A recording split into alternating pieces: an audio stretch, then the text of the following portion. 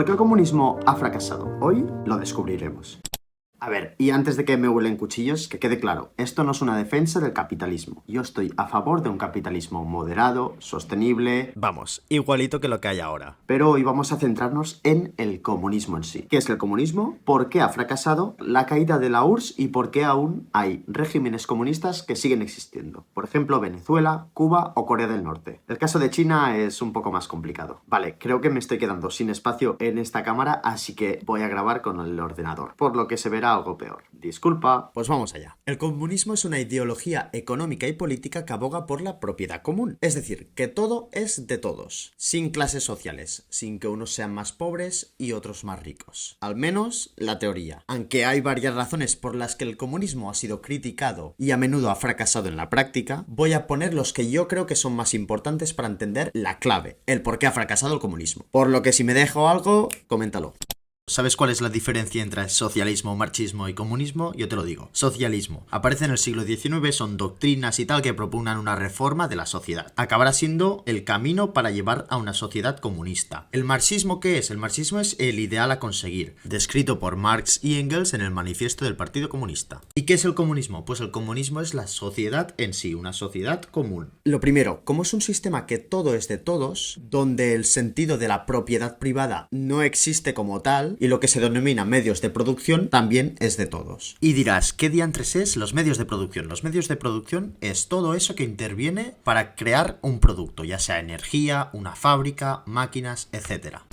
Vale, ¿por qué ha fracasado? Primero, hay que entender que el comunismo es un sistema, a diferencia del capitalismo, que propone una intervención del Estado sobre la economía mucho mayor. ¿Qué quiere decir esto? Quiere decir que el Estado planifica la evolución económica. El Estado establece ciertos periodos de crecimiento económico, por lo que las empresas no obtienen beneficio privado. Es decir, si tú tienes una empresa que produce zapatos, da igual cuántos produzcas porque ese beneficio no es para ti, es para el Estado y luego el Estado lo reparte. Como el comunismo suele basarse en la planificación central, la capital planifica esa economía, el Estado controla y distribuye los recursos que tiene. Este sistema no suele ofrecer a los individuos suficientes incentivos económicos para ser productivos. Si usamos este ejemplo de que yo tengo una fábrica que fabrico zapatos, fábrica que fabrica...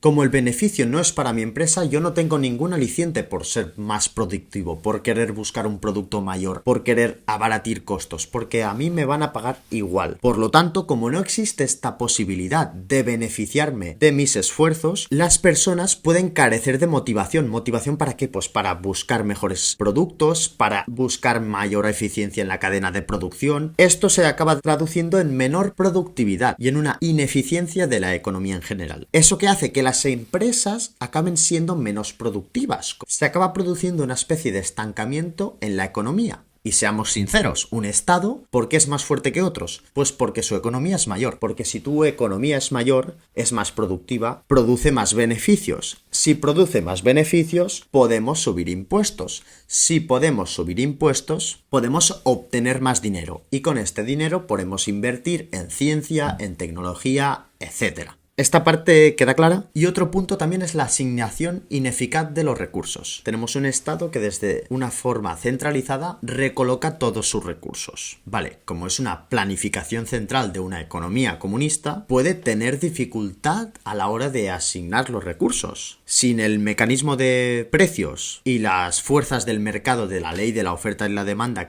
resulta difícil calibrar realmente la demanda de los consumidores y ajustar la producción en consecuencia. Por ejemplo, imaginaros que mi fábrica de zapatos siempre produce la misma cantidad de zapatos, 10 millones de zapatos. Claro, es que quizás llega un punto que no hay esta demanda de zapatos, porque hemos cubrido ya todas las personas. Y para el siguiente año son solo necesarias 2 millones de zapatos. Claro, lo que queda te lo comes tú, se lo come el Estado y son recursos que se han perdido. Por lo que eso ha supuesto una hecatombe económica en mi empresa, que a la vez es la empresa del Estado. Y eso ha producido que desperdiciemos un montón de recursos, porque no hay ese mecanismo o no había ese mecanismo de calibrar cuántas cosas necesitaba la gente. Y eso es una asignación ineficaz de los recursos debido a este sistema comunista centralizado. El siguiente factor clave es la supresión de las libertades individuales. Pues el caso es que los regímenes comunistas tienden a dar prioridad a el colectivo versus el individuo. El capitalismo es el individuo, libertad personal, económica, etc. Pero en los países comunistas el interés individual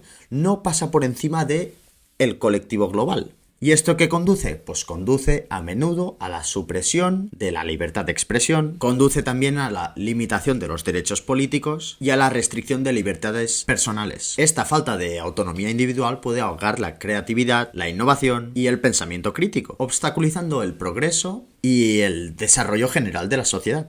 Y en general, estos serían los puntos clave, porque el comunismo puede ser muy noble a la hora de usar estos principios de justicia social, de que todos seamos iguales, etc. Pero en la práctica, esto no ha supuesto una eliminación de las clases sociales. Pongamos, por ejemplo, lo que fue la República Democrática Alemana. Los que eran miembros del partido, los que eran la burocracia del partido, los que eran los altos jerarcas del partido, tenían una diferencia enorme al pueblo en sí, porque tenían sus privilegios, sus mejores casas, mejores coches, etc. Claro, al final, si el comunismo no ha servido para eliminar estas clases sociales, pues ha fracasado. Si el comunismo no consigue sustentarse económicamente, pues también ha fracasado, porque hay un punto que los recursos se ahogan. Vale, Paul, ¿y por qué existe aún China, Cuba, Corea del Norte o Venezuela? Los abordaremos después de hablar por qué cayó el comunismo en sí. Y para esto hay que remontarse al 1989, la caída del muro de Berlín.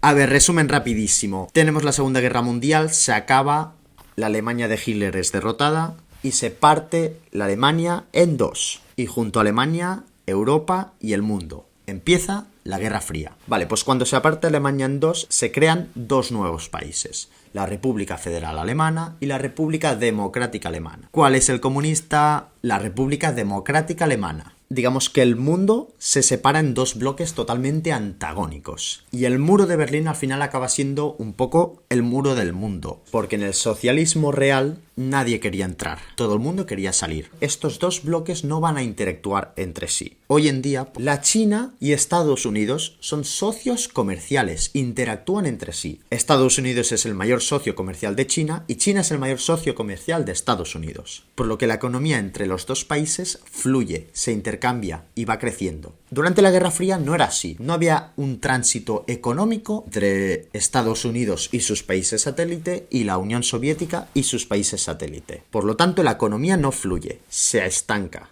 No va a haber este flujo de capital que va a ayudar a las economías comunistas a sustentarse. Pues bien, a la larga y debido a conflictos como la guerra de Afganistán, la crisis de Chernóbil o la decadencia económica del bloque soviético, la Unión Soviética cayó en 1991. Un historiador pionero de la historia contemporánea señaló entre 20 y 30 millones de desaparecidos en los estalinistas campos de concentración del Gulag, bajo el paraguas de la Guerra Fría. Vale, Paul, ¿y por qué existe aún China, Cuba, Corea del Norte o Venezuela? A ver, si nos centramos, por ejemplo, en la economía de Venezuela, está orientada mayormente a las exportaciones de materias primas. Por ejemplo, el petróleo. ¿Qué quiere decir eso? Que Venezuela, si bien su economía nacional, dedicada a no exportar, sino simplemente a producir, no es muy competente, reciben un extra de dinero de estas exportaciones de petróleo. Y lo mismo le pasa a Cuba con, por ejemplo, el turismo. O lo mismo le pasa a Corea del Norte con, por ejemplo, la venta antes de armas y hoy en día de minerales de tierras raras. Y diréis, ¿y China? China se da el lujo de comerciar con casi todo el mundo. Pero ya os digo que es un sistema un poco híbrido entre capitalismo y comunismo. Sí que hay en China el sentimiento de colectivo. Es decir, tú por ser tú no vas a pasar por encima de toda la sociedad. El comunismo puede ser una ideología noble en el sentido de querer eliminar las clases sociales, en el sentido de que todo el mundo sea igual, pero en la práctica, y tal y como decía Josep Fontana, un historiador comunista, el comunismo no ha servido para eliminar las clases sociales, porque los que eran miembros del partido, los que eran miembros de la burocracia, estaban por encima de la gente en el nivel de privilegios, de vivir mejor, y si al final sigue habiendo esta diferenciación social, pues el rollo de las clases sociales y de que todos somos iguales, pues no es totalmente cierto. Aparte, claro está, de todo lo que es la represión, de las policías políticas, del KGB, las Stasis, etcétera, que ya definitivamente decantaron la balanza. Adiós.